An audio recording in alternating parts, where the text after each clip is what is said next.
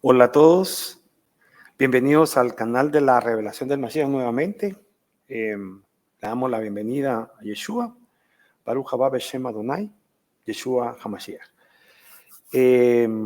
Vamos a continuar hoy con nuestra lectura de nuestro libro Jesús, el profeta de Galilea. Quiero mostrarles rápidamente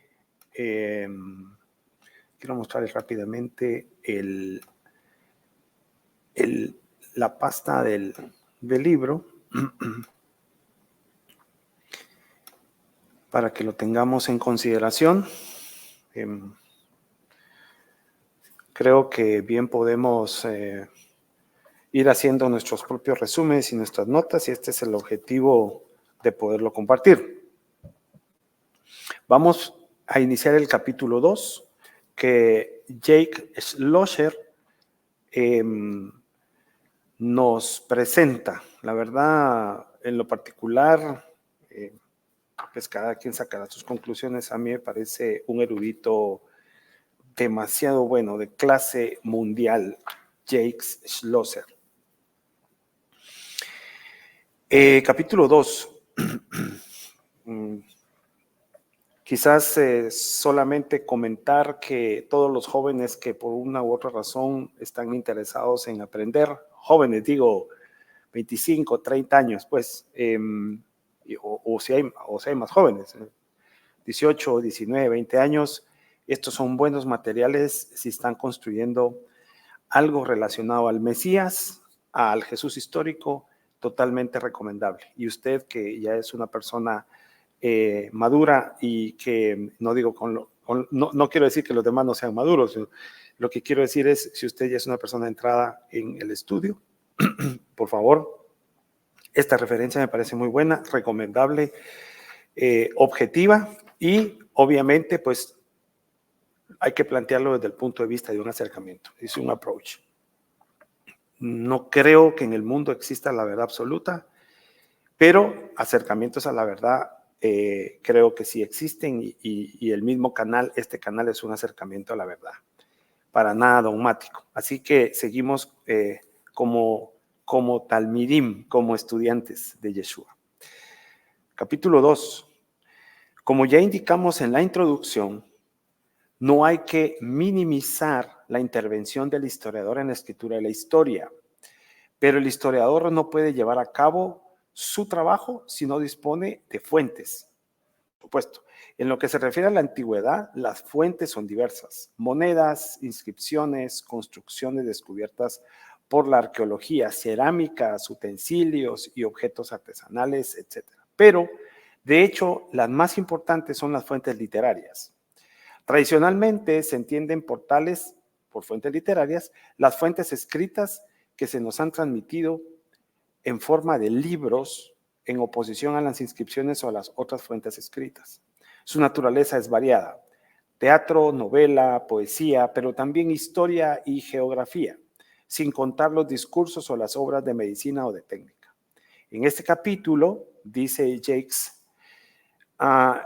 me limitaré a presentar las fuentes literarias que sirven de base a la reconstrucción de la historia de Jesús.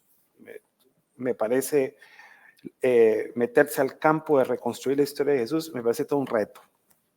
Yo nunca lo he, mi profesión, yo no soy historiador, pero admiro realmente a los historiadores, y este es un gran reto. 1. Fuentes greco-romanas. Bajo el punto de vista de un historiador romano, Jesús de Nazaret y sus discípulos no tenían ningún tipo de interés. Fíjese, no eran sujeto de escribir sobre él, ni de sus discípulos. Por eso no resulta extraño encontrar en los autores antiguos simplemente unos datos someros, que además son relativamente tardíos y de una originalidad dudosa. Reproduzcámoslos en su orden cronológico más probable. En los libros de sus anales, libros 14 al 16, dedicados a la época, el emperador Nerón, que vivió del año 54 al año 68, el historiador romano Tácito, nacido el 55 y el 56, narra en particular el incendio de Roma y sus consecuencias. Ante el rumor insistente que le acusaba de haber provocado él mismo, es decir, Nerón, el incendio, Nerón supuso que eran culpables y aplicó tormentos refinados a algunas personas que eran detestadas por sus abominaciones y que la gente llamaba cristianos. Ese nombre les viene de Cristo, que bajo el principado de Tiberio había sido entregado al suplicio por el procurador Poncio Pilato. ¿Sí? Se reconoce generalmente la autenticidad de este pasaje. Fíjese, es auténtico, es decir, lo que hemos estado leyendo sobre esta situación es auténtico. Su interés evidente reside en la mención del suplicium aplicado a Cristo por Pilato, que, como recordamos, llevaba probablemente el título de prefecto o prefectus, y no era el de procurator, como dice Tácito. En la célebre carta 96 del libro 10 del romano Plinio el Joven al emperador Trajano, por el año 111, no hay nada que concierna directamente al Jesús de la historia. Sin embargo, es interesante saber que los cristianos de Bitinia practicaban una veneración cultural a Christus, este mismo nombre, pero bajo la forma de Crestus. Es el que aparece unos 10 años más tarde en la pluma de Suetonio. Esto lo podemos encontrar en Vida de Claudio 25:4. Este historiador romano parece considerar a Crestus como un miembro de la comunidad judía de Roma, particularmente levantisco. El testimonio de Luciano de Samosata de la segunda mitad del siglo II es algo más explícito. En el de Morte Peregrini recuerda a Jesús en 2 ocasiones, pero sin nombrarlo expresamente. Habla primero de él como de un hombre que había sido crucificado, más exactamente empalado, por haber introducido en el mundo un nuevo culto. El autor permite parcialmente esta información un poco más adelante, indicando que el hombre en cuestión era un sofista, cuyas leyes seguían todavía los cristianos de su tiempo. A pesar de su carácter sumamente fragmentario, estas pocas alusiones a Jesús tienen el mérito de situar al personaje de la historia remitiendo a Tiberio y a Pilato, recordando su suplicio y hasta su crucifixión, y haciendo de su muerte un asunto que afectaba a la competencia de los romanos. Estas referencias profanas refuerzan la convicción común. La duda sobre la existencia de Jesús carece de todo fundamento y ni siquiera vale la pena refutarla. Para mí esto es muy importante y yo lo tengo subrayado. Fíjese, estas referencias que acabamos de leer, que son referencias profanas, digamos, la duda sobre la existencia de Jesús carece de todo fundamento y ni siquiera vale la pena refutarlas. Yo le decía en una grabación pasada que es increíble, y es increíble, que ningún judaísmo niega la existencia de Yeshua. Y bueno, por supuesto, digamos, los que creemos en Yeshua como Mesías, tenemos suficientes argumentos históricos, teológicos, y sobre todo, lo más importante, conexiones de Ruach, que nos indican no solo de su existencia, sino de su obra y de su manifestación después de su obra. Entonces, mensaje para nosotros es, ¿quiere apoyarse en datos históricos? Aquí los tiene. Jake Schlosser nos hace un breve resumen de estas fuentes grecorromanas. Hay más, vamos a compartir más. Yo tengo la intención de compartir con ustedes más pensamientos de eruditos respecto al tema, porque es mi intención, como la intención del canal, revelar a Yeshua el judío.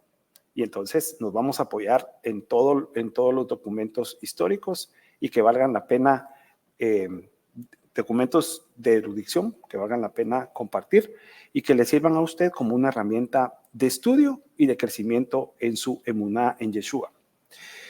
Número 2, fuentes judías. Los textos rabínicos del periodo tanaítico, el cual cubre en líneas generales los 2 primeros siglos de nuestra era, no hablan de Jesús.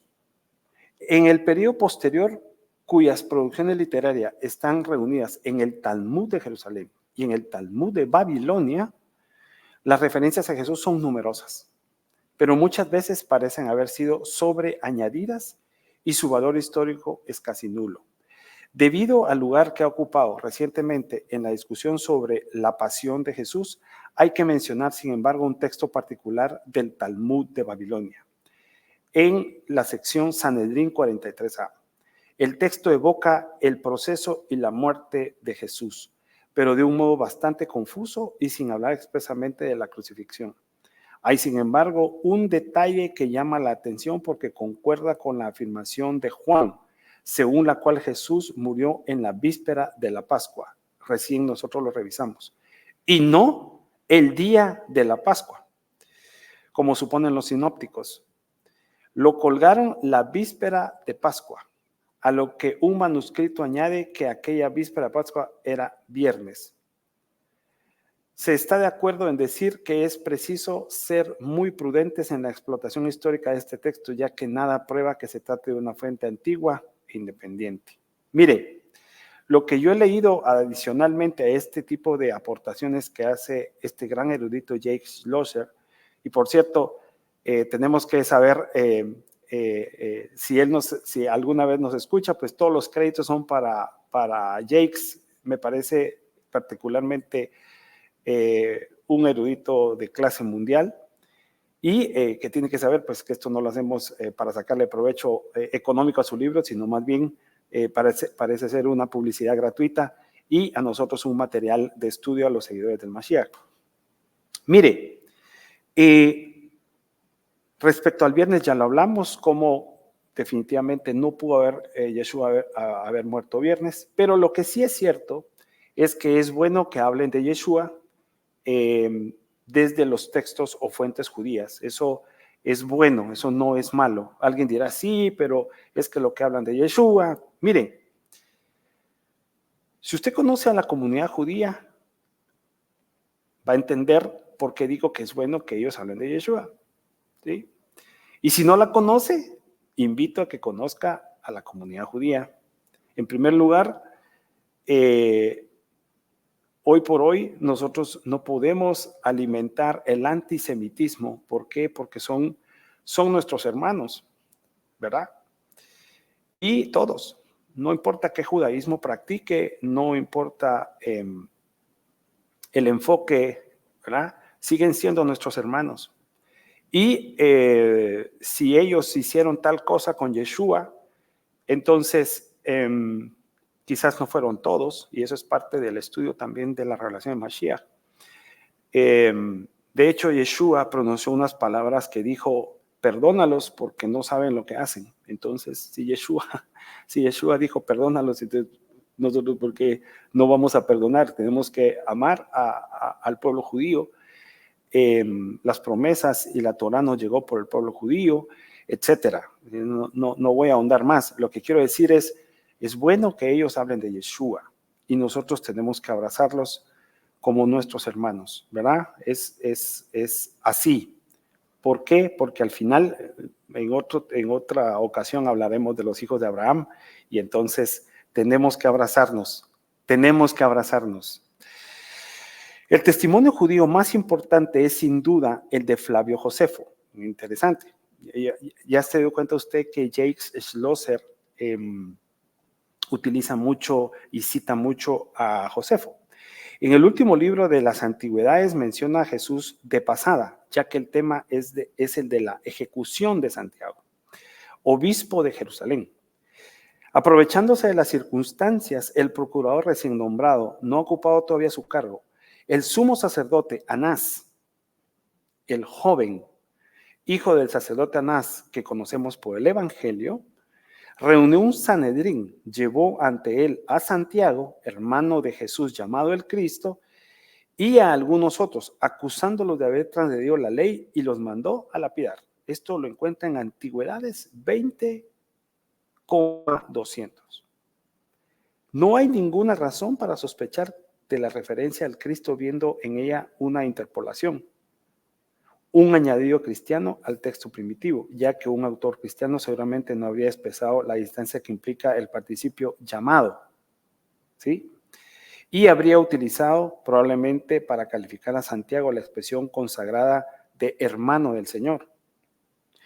Es extraño que el historiador se muestre tan sobrio sobre el mismo Jesús. Pregunta, ¿estaría ya el lector informado sobre su persona? Cabe perfectamente pensarlo. En efecto, en el libro 1863-64, el lector moderno de las antigüedades puede leer lo siguiente. Por aquel tiempo, bajo Pilato, vino Jesús, hombre sabio, si es que hay que llamarle un hombre, porque era un taumaturgo y el maestro de los hombres que reciben con gozo la verdad. Y atrajo a muchos judíos y a muchos griegos. Era el Cristo. Y cuando por la denuncia de nuestros primeros ciudadanos, Pilato lo condenó a la crucifixión, los que antes lo habían querido no dejaron de hacerlo, ya que se les apareció a los 3 días después de resucitar. Siendo así, los profetas divinos habían anunciado esto y otras 1000 maravillas sobre él. Y el grupo llamado de cristianos después de él no ha desaparecido todavía.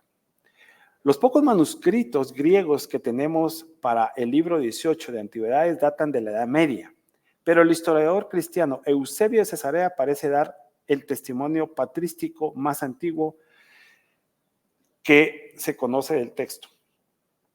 El pasaje denominado comúnmente Testimonium Flaviano, que es lo que acabamos de leer, difícilmente puede ser atribuido como tal a un autor judío, dada la claridad de su cuño cristiano. O sea, lo trastocaron.